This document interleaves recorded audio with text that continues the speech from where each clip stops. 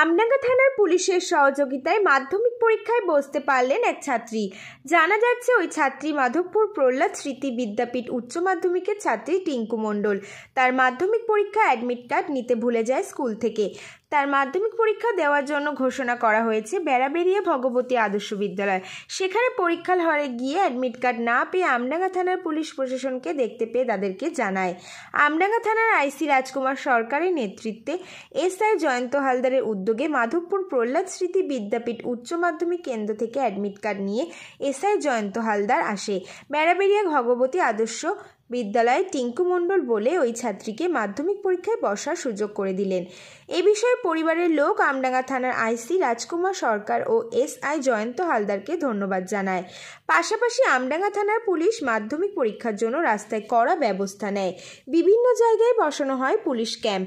আওয়াল সিদ্ধি চৌমাথা ব্যস্ততম জায়গায়, আর সেখানেও পুলিশের উদ্যোগে ক্যাম্প বসানো হলো।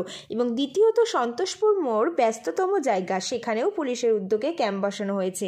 এবং রাহানা KSH সিনিয়র মাদ্রাসার সামনেও ক্যাম্প বসানো হয়েছে, যাতে কোনো মাধ্যমিক পরীক্ষা ছাত্রছাত্রী সমস্যায় পড়লে তাদেরকে তুরন্ত সমস্যার মুখ থেকে সমাধান করা যায়। আরও আমডাঙ্গা থানার আইসি রাজকুমার সরকার জানালেন, সকলকে শুভেচ্ছা বার্তা জানায় সকল মাধ্যমিক পরীক্ষার্থী যাতে সুষ্ঠু ও সাফল্য অর্জন করে।